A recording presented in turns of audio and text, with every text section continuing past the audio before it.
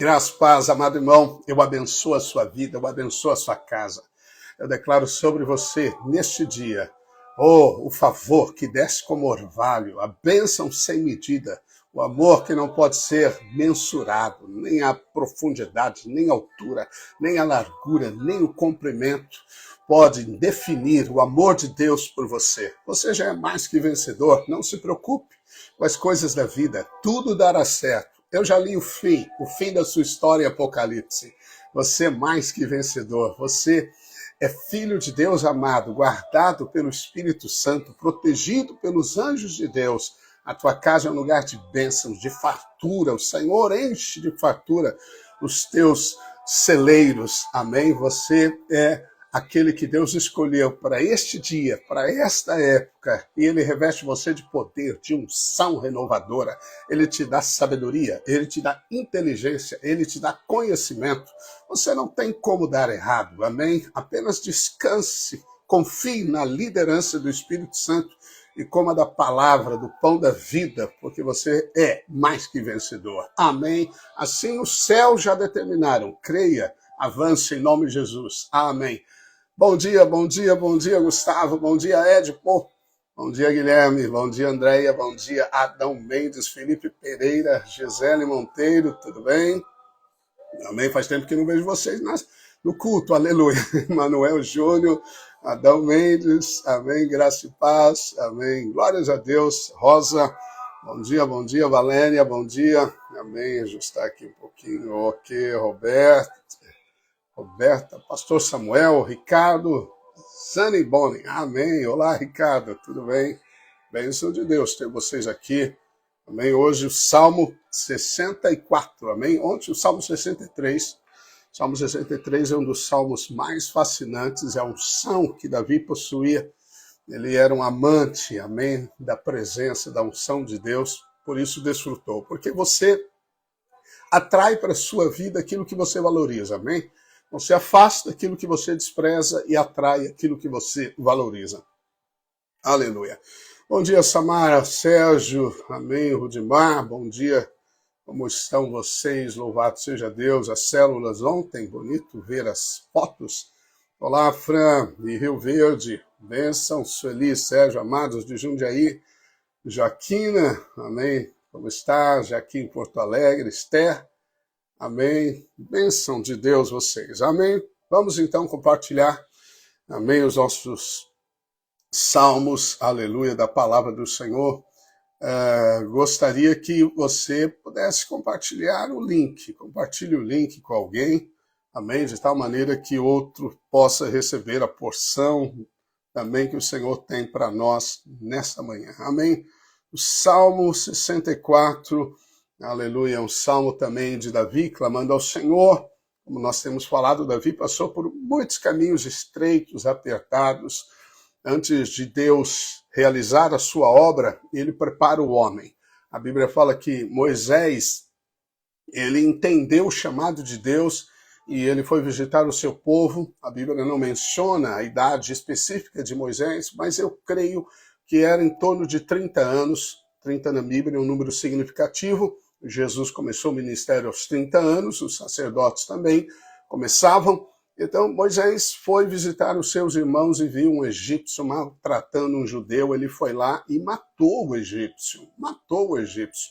A Bíblia diz que ele olhou para um lado e para o outro, não viu ninguém, só esqueceu de olhar para cima, enterrou o egípcio. Essa notícia chegou a Faraó então disse que iria matá-lo. Ele fugiu, foi andar no deserto. E a Bíblia diz que Deus havia prometido a Abraão que o povo dele seria herdeiro da terra da promessa, das peregrinações de Abraão. Todavia, o povo ficaria 400 anos. A Bíblia diz 400 anos como escravo. Depois Deus o livraria. Mas o povo ficou 430 anos. Esse atraso de 30 anos, eu creio que é porque Moisés agiu na sua força. Ele entendeu o chamado, mas ele não esperou o momento certo. Então Deus teve que esperar a prontidão de Moisés para realizar a obra de libertação. E por isso 30 anos foram acrescentados. E Deus nos dê a sabedoria de discernir o que, como e quando devemos realizar as coisas. Amém? Bem, Davi, então, muitos anos de perseguição até assumir o reino de Israel, um reino de grandes vitórias, conquistas. Deus fez uma aliança real, né, de realeza com Davi, e todos os seus filhos desfrutaram dela. Jesus se possuirá da sua descendência de Davi para assumir o trono de Israel. Amém. Glórias a Deus. Então, Salmo 64, ele clama ao Senhor dizendo: ouve, ó Deus, a minha voz nas minhas perplexidades. Preserva minha vida do terror do inimigo. Eu gostaria de me concentrar nessa palavra de Davi, nesse momento de Davi, quando ele diz: Senhor, ouve a minha voz nas minhas perplexidades. Sabe, perplexidades fala de sentimentos. Bem, você sabe que é lícito, bom, correto, ainda bem que existem os sentimentos. Os sentimentos estão na área da nossa emoção, da alma, mas também estão na área do nosso coração.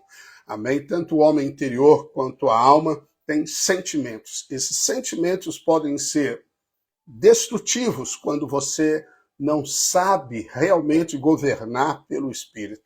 E Paulo, ele expõe o seu coração na segunda carta de Coríntios. Se você quer conhecer o homem, porque se você quer conhecer a natureza do barro revestida com o conteúdo do ouro celestial, então leia segundo aos Coríntios. Você vai ver Paulo sentando na mesa, pegando um café e conversando com você sobre as dificuldades que ele enfrentou no ministério, e assim nós passaremos em uma certa medida também, amém? Porque o mundo é o nosso inimigo, a carne é o nosso inimigo, o diabo é o nosso inimigo, esse mundo jaz no maligno, portanto, tudo que há no mundo tem o toque do maligno. Ele só não pode adentrar aonde é reino. Por isso, faça da sua casa o reino de Deus, do seu negócio o reino de Deus, da sua loja o reino de Deus, da sua empresa o reino de Deus. Invoque o nome do Senhor e os anjos estarão cercando aquilo pelo qual você invoca o nome do Senhor e você manifestará o reino de Deus. Amém? Paulo, então, faz declarações sobre sentimentos que eu chamo sentimentos reais, mas não destrutivos. Amém? Então, é lícito, graças a Deus, é importante sentir, nós temos sentimentos bons, mas, infelizmente, as pessoas não entendem que os sentimentos não nos foram dados para definir a nossa vida. No mundo, eles têm um conceito assim: você precisa sentir para agir, você precisa sentir alegria em perdoar alguém, você precisa sentir que a pessoa respondeu, e então você age. No reino de Deus não é assim. No reino de Deus você age pela fé, pelo princípio bíblico, mesmo que não sinta. Você não pode ser guiado pelos sentimentos, você tem que ser guiado pela fé. A Bíblia é muito explícita ao falar que nós não somos guiados pelos sentimentos, somos guiados pela fé, amém? Bem, a fé tem a ver com aquilo que você crê no coração, com os pensamentos que estão dentro de você. Seus pensamentos são importantíssimos. Toda a transformação da nossa alma é baseada na renovação da nossa mente, em despojar o velho e assumir o novo. Despojando o velho e assumindo o novo. Ontem eu falei para você sobre os abalos também. Então Deus permite abalos em momentos de transição. Sempre que surgir guerra ao seu redor, espere, porque o milagre está muito próximo. Na curva do milagre sempre haverá guerra. Você não está vendo a curva, mas a hora que você virar, o milagre te abraça. E na curva você encontra obstáculos. Creia que quando há tempestades ao redor é porque existe uma grande promoção. Como diz Levítico, né? Uma grande colheita está a caminho, mas Deus precisa remover os trigos velhos da sua vida, essa história de passado, essa glória antiga, a glória da casa que passou. Nós vivemos a realidade do presente com a expectativa do futuro de uma glória maior, amém? Bem, então Paulo diz assim: em tudo somos atribulados, mas não angustiados. Então veja, Paulo tinha temores por dentro, temores por fora. Existia a tribulação, né? Tribulação significa a dor no peito, aperto no peito, uma dor, aquele nó na garganta, um sufoco, é uma perplexidade também, ok? Esse sentimento de grande aflição. Paulo passou por tantas situações assim, e uma delas ele chega na própria carta aos Coríntios, na segunda carta, ele diz que desesperou da vida. Imagina, o grande apóstolo Paulo, ele chegou no momento que desesperou da vida, e ele fala de 3 chaves que o tiraram desse momento de angústia profunda, aperto, tribulação intensa. Muitos tiram a vida, muitos suicídios são resultados de tribulações, né? A alma fica pressionada. O próprio Senhor Jesus, no Getsemane, teve a sua alma angustiada até a morte. Então, nós podemos passar por momentos assim, mas lembre-se, você precisa agir pelo que crê e não pelo que sente, pelo que crê.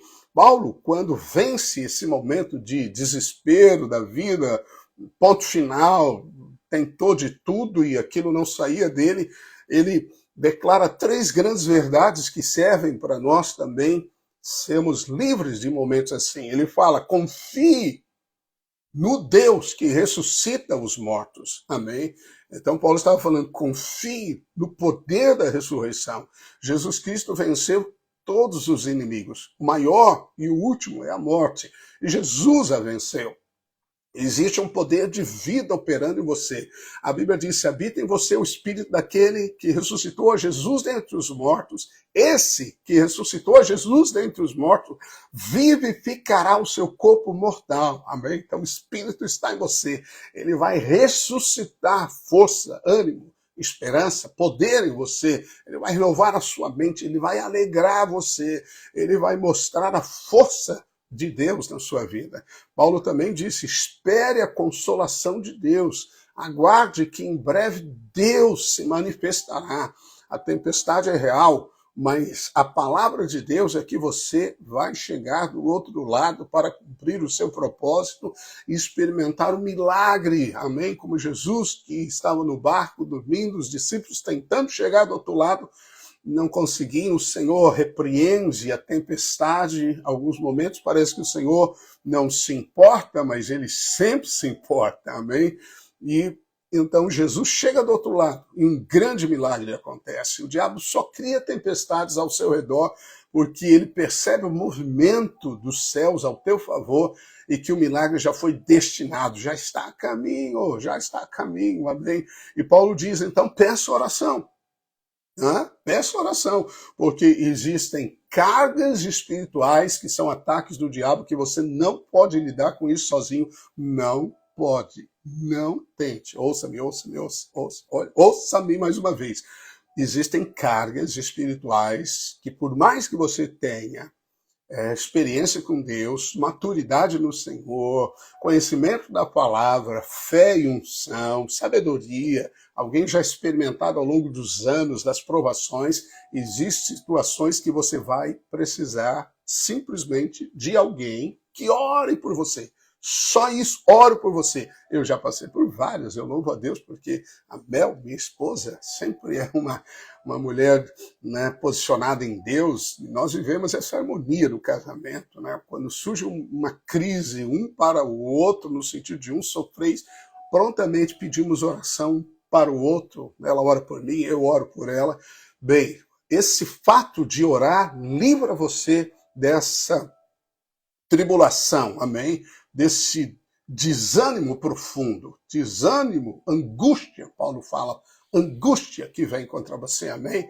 Então confie no poder, espere no Senhor e peça oração, amém? Peça oração para gente madura em Deus, não para pessoas místicas que falam coisas sem respaldo, sem conhecimento bíblico, amém? Mas gente madura em Deus, aleluia.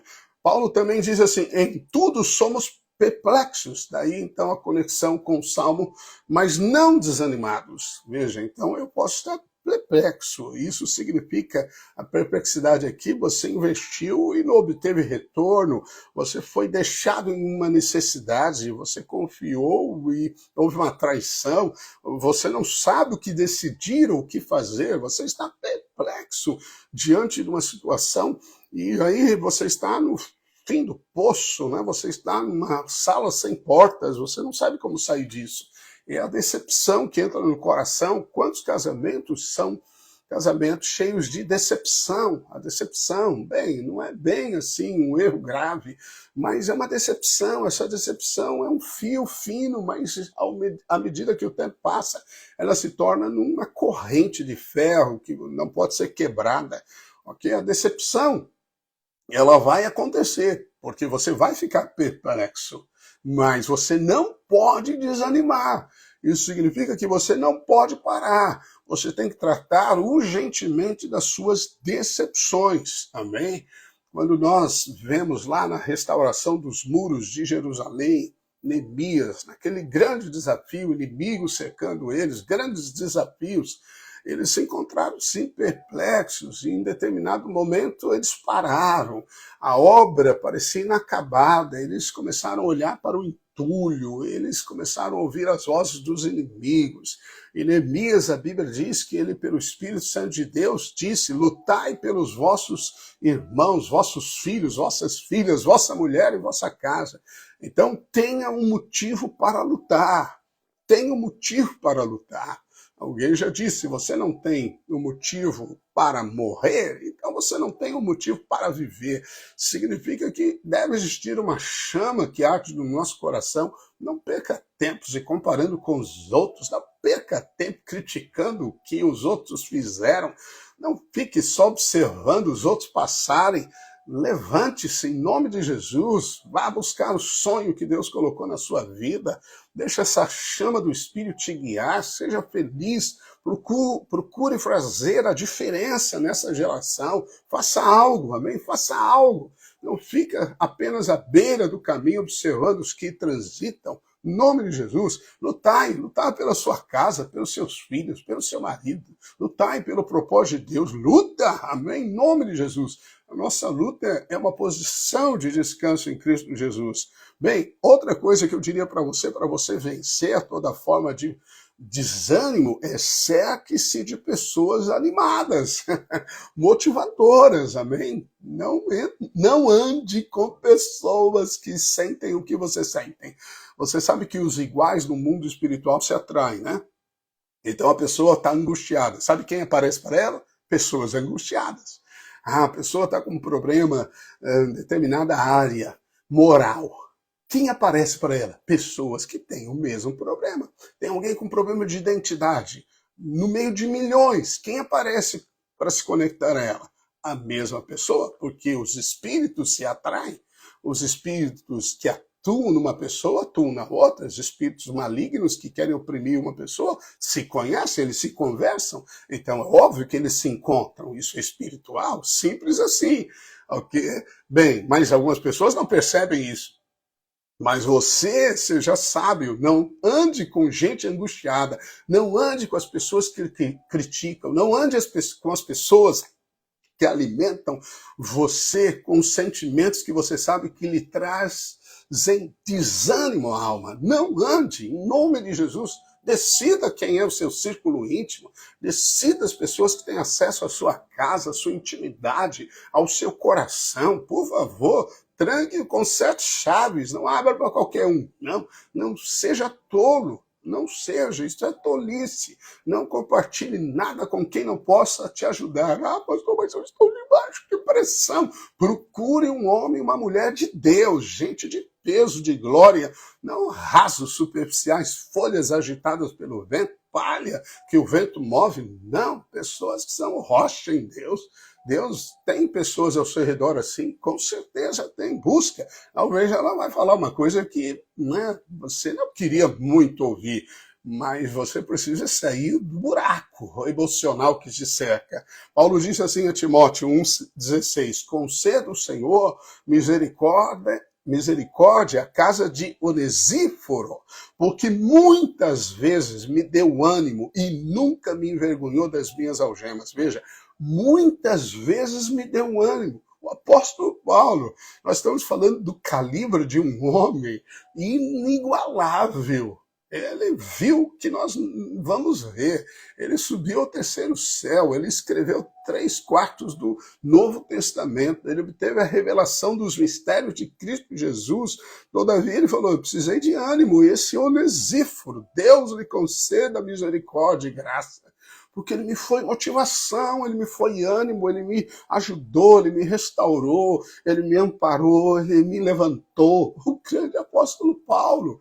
Amém? Então a unção não é suficiente, o conhecimento não é suficiente, a posição muito menos. Você acha que quem tem uma grande posição passa pressões menores? Não, quanto mais você sobe, mais o ar se torna rarefeito, menos oxigênio.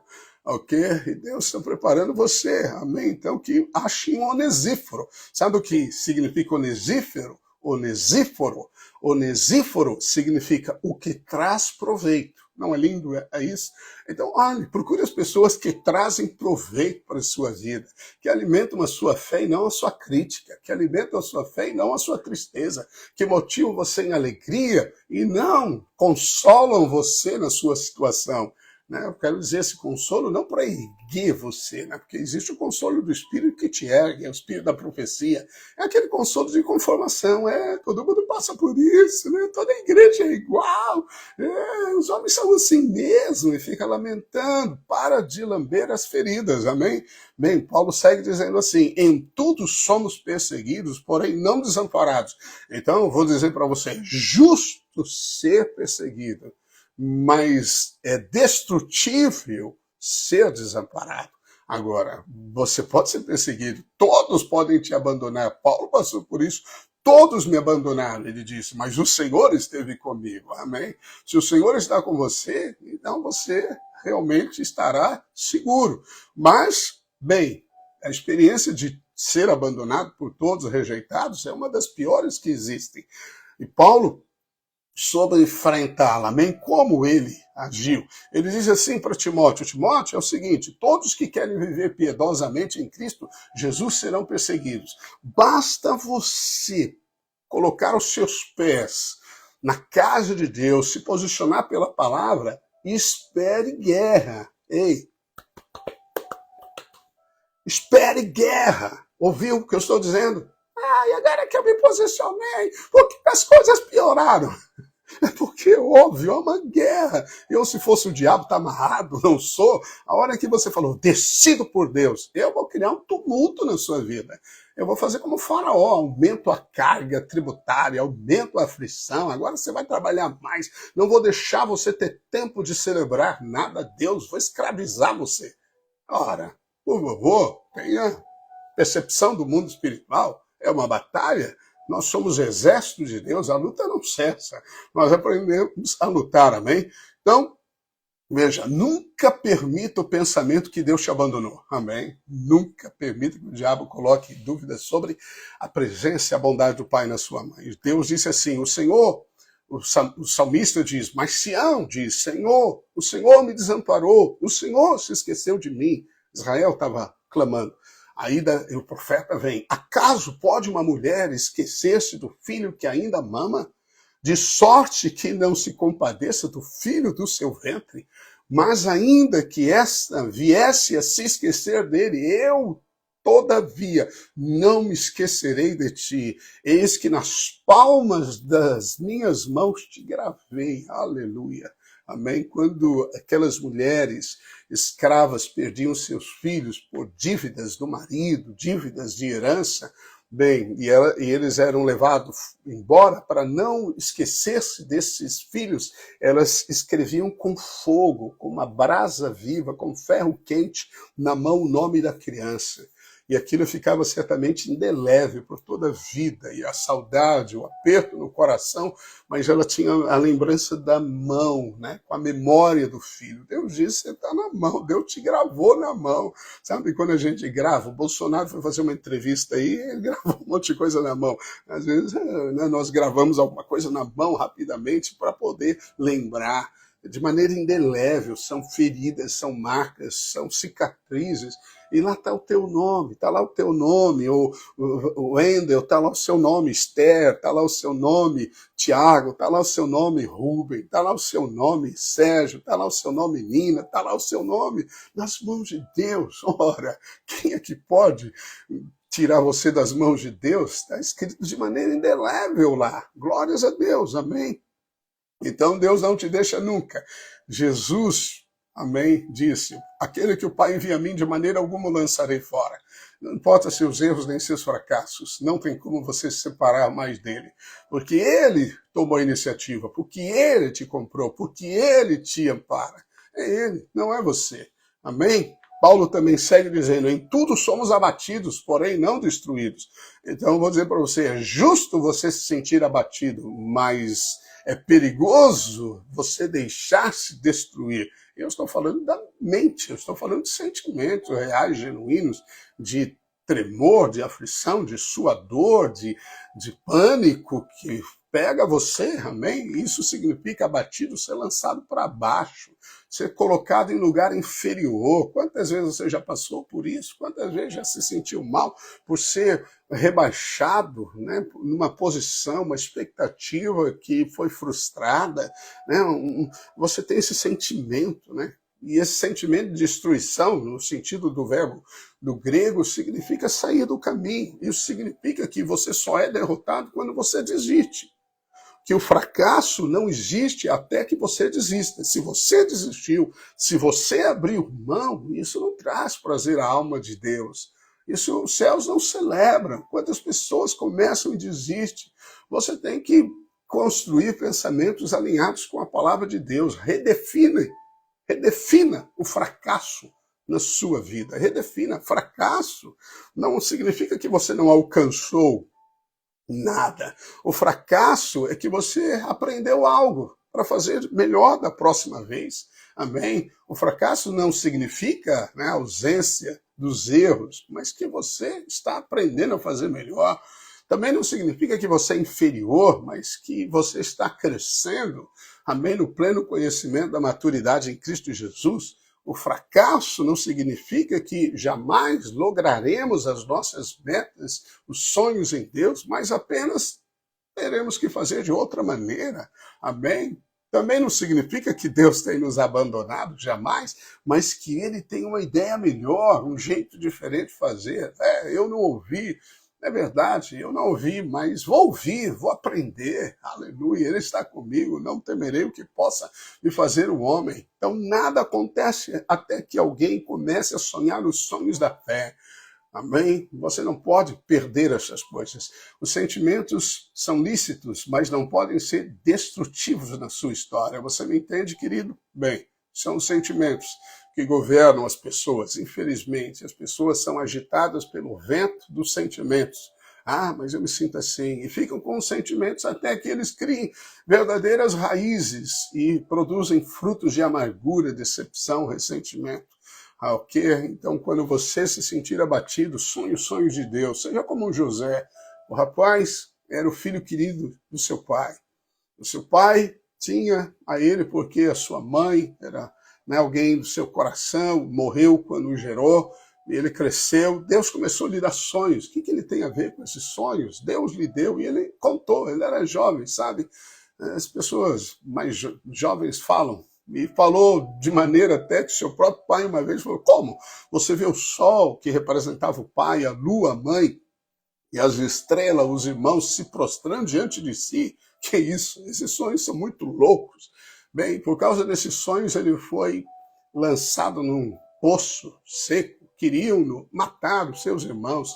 Eu imagino o clamor. A Bíblia diz que Rúben ouviu o clamor do menino. O menino gritava: não me mate, gritava.